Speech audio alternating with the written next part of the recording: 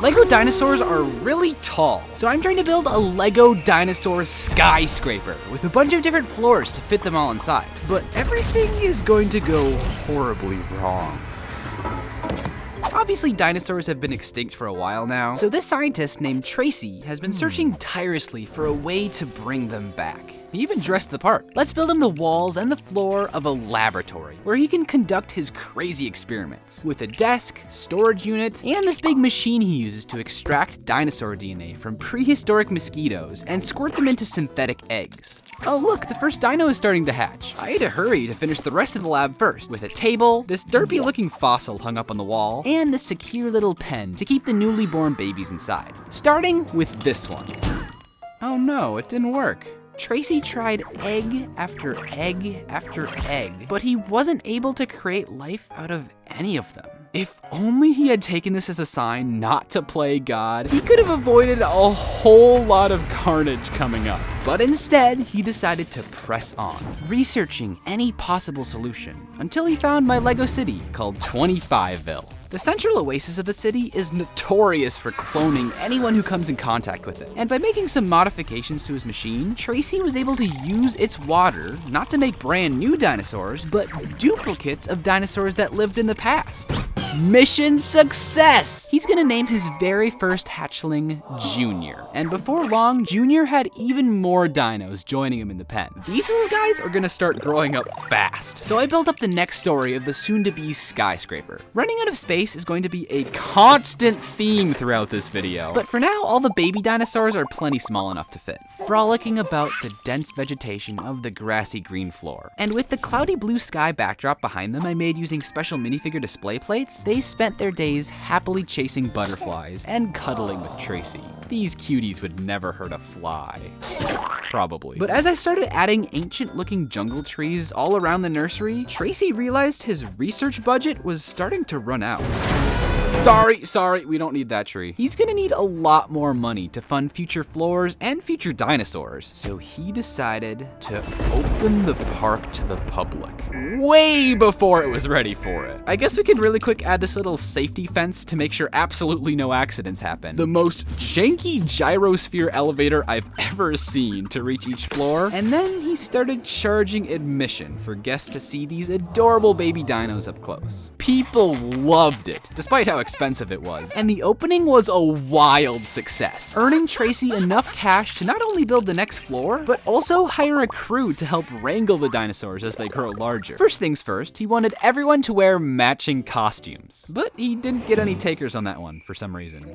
Anyways, I'm designing this next floor to look like bubbling tar pits, which I know don't have anything to do with dinosaurs, but come on, these black pools of sludge, bones, and gray petrified trees make for such a cool aesthetic to house some of the small to medium-sized specimens that have grown up. Like Gallimimus with their freakishly long necks, Dilophosaurus with their little ear flap things, Pachycephalosaurus with their male pattern baldness, and the iconic Velociraptors. It's a bit of a tight squeeze with all of them in there. I'll be the first one to admit it. In hindsight, it would have been way easier to just use all 4 of these base plates to make a more spread out park, but we need to save those for future residents. And plus that video's already been done and ripped off before. Limitations breed creativity, and my creative solution to this one is a slightly larger safety fence.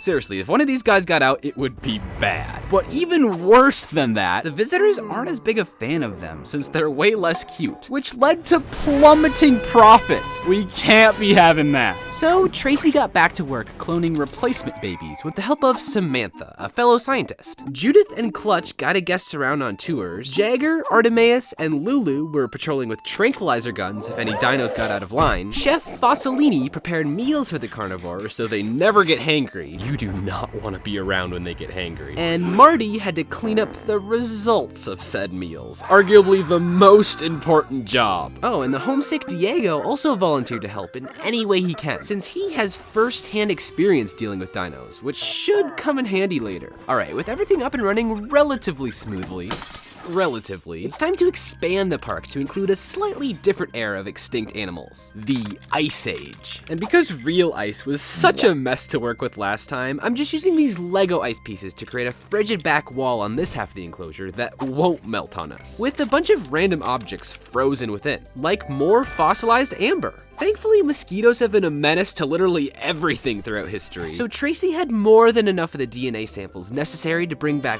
woolly mammoths, saber-toothed tigers, and sloths. Okay, look, LEGO has never made an official sloth piece, so this slightly terrifying design by Star Urk is the best we got. But I have very strong opinions on all 5 Ice Age movies, and I'm so glad they're finally done making them. The quality was really starting to slide. Best scene in the series, by the way. Let me know which character and movie is your favorite in the comments. And I promise this was all relevant because number 3 had dinosaurs in it, so. Like this fully grown Ankylosaurus with all its many spikes and a crazy swinging tail that can knock down these pine trees I added to the tundra, or this Indominus Rex that can camouflage itself among the snowdrifts. Jagger's gonna need to keep an extra close eye on that guy, and we're gonna need an extra tall snow-covered safety fence to keep it inside. Hopefully. It would have been cool to use these iridescent glass panes to make it look all frosty-like, but I just didn't have enough of them. Plus, you can see through the clear ones much better, allowing Diego to get a good look at that saber tooth. But now guests are complaining that the ice is making everything too cold, so we're gonna try to rectify that with this next floor, and its mural of an active volcano. We have fake lava blasting out the top and flowing down the sides, but it looks a little dull and muted just using transparent pieces like this, so I hid an extra layer of orange underneath, and now it really pops. Just like this bright green Baryonyx, the first of many giant meat eaters going up here, alongside the classic Tyrannosaurus, Carnotaurus, Allosaurus, the Rhizinosaurus, and a Giganotosaurus, which sounds like a made-up name, but apparently it's real. These were all super expensive to buy because of how incredibly overpriced LEGO Jurassic Park sets are, so if you could use your stubby little arms to leave a like on this video, that would really help me out. The dent on my wallet was worth it though, because they look spectacular, astonishing, extraordinary, and stupefying. I really wish we had room for all of them on this floor, but frustratingly trying to cram them all in here is making me want to punch a hole in the wall. It's just not possible. That's why we're deciding who stays in a dinosaur death battle! Oh shoot, there goes the chicken supply. This was the last one. Chef Fossilini needs to order more immediately before they start getting hangry. You really don't want to be around when they're hangry. Okay, so maybe dinosaur death battle was a bad idea. Maybe I should use my frustration constructively and punch a hole in this skyscraper wall. Several, actually. The poor volcano looks like Swiss cheese now, so that their tails can stick out the back like this. It looks incredibly goofy from the outside. Ignore this, by the way. But now they all just barely fit. We can have our cake and eat it too after all. At least until more meat arrives. The floor is starting to sag a little bit, and I have zero faith that even the biggest safety fence would withstand all that force. So Tracy is also electrifying it. Just make sure the guests know that little detail. He's even hiding the fuse box way down in the laboratory so it doesn't get tampered with. Even though we all know it probably will, let's be honest here. But before the final and coolest floor, I had considered building a giant aviary floor for pterodactyls, like in Jurassic Park 3. But at this rate, we're running out of vertical room before we literally hit the ceiling. Plus, if you thought this looked goofy, LEGO pterodons just look kind of stupid when they're cooped up like this. Maybe that's a project for the future, but these guys really ought to be flying majestically around the skyscraper, using my favorite clear pole piece and all this nonsense to pose them at different heights and angles. That way Jimmy can have his cage back as well. There you go, buddy. But they all need to be on their best behavior, especially this clone of Terry the Terror, who I received hundreds of misspelled comments politely letting me know is a Quetzalcoatlus. Thank you for that. But I'm sorry, Katsari the Katsara just doesn't sound as good. Regardless, the whole squad has their eyes on him. Artemis can and will drop any of them out of the sky if necessary. Hey. Finally, I wanted to build a leafy green floor for the biggest and most amazing dinosaurs in the entire tower, which maybe isn't the smartest weight distribution, but it'll be fine. They're all herbivores this time, so I gave them a ton of plants to eat, made out of gear pieces, minifigure hair, and even battle droid arms. Tracy wouldn't have imagined being able to afford all this fancy flora when he started his research, but business has been booming, with only a couple casualties so far. That's pretty good. He needs someone to help manage all this money, and Junior, the baby Triceratops, Triceratops he's been nurturing like a son since the very beginning seems like the perfect dinosaur for the job now that he's grown up, alongside this gray one and this brown one. Sorry, Marty. The trio occasionally attempts to take the elevator all the way down to the first floor. Emphasis on attempt. I've left this storage room completely unused until now, but we can transform it into an office they can work in to handle all the financial stuff. You could call it a dinosaur office. Roar! Anyways, for over 20 years, this was the best looking LEGO Stegosaurus we had. Until just this year, they finally updated it with a beautiful new mold that honestly doesn't look like LEGO anymore. But it joined the herd of dinos peacefully grazing on plants and filing their quarterly reports. And finally, at the height of over 6 minifigures, the Brachiosaurus is easily the tallest LEGO dinosaur of all time. Seriously, its neck is so long, it would have taken 2 entire floors to fit it. That's why I'm doing the same thing I did with a giraffe for my last skyscraper and cutting out an opening in the roof for his head to stick through. And no, it's not cruel or sad, he likes it. Chef Fossolini can even climb up here and feed him leaves, since his chicken shipment still hasn't arrived yet. That's concerning. And we can add a nice big dino sign on the roof beside him. And with that, Tracy's research and the skyscraper itself are just about complete. Don't worry about that. Every single floor turned out amazing, with over 50 different dinosaurs somehow packed in there, and an expert staff to care for them.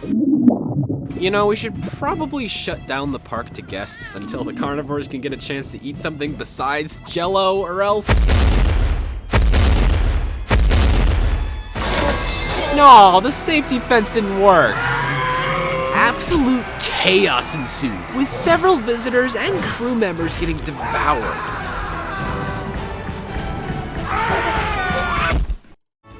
Jagger and Artemis just barely got all the medium-sized dinos corralled back in the pen. All of them except one. And he turned the electric fence off. Great. This time it was even worse. The giant beasts left a trail of devastating destruction to every single floor. Their rampage, plus the already awful weight distribution, caused the sloppily built foundations of the skyscraper to crumble. If Tracy couldn't get everything under control soon, the tower would collapse and destroy the city, freeing those murder machines out into the world. But at this point, the calamity couldn't be stopped. He just wished he had never... Dino Nuggies, yes! The chicken Chef Fossolini ordered had finally arrived. Tracy and Diego rallied all the surviving humans, herbivores, and several variations of Chris Pratt. And together they fed the ferocious fossils all the nuggets they could eat, satisfying their hunger and restoring peace to the city for now. But I've built a bunch of LEGO skyscrapers and dinosaurs at this point, so go watch one of those videos next, after commenting which floor was your favorite. Roar!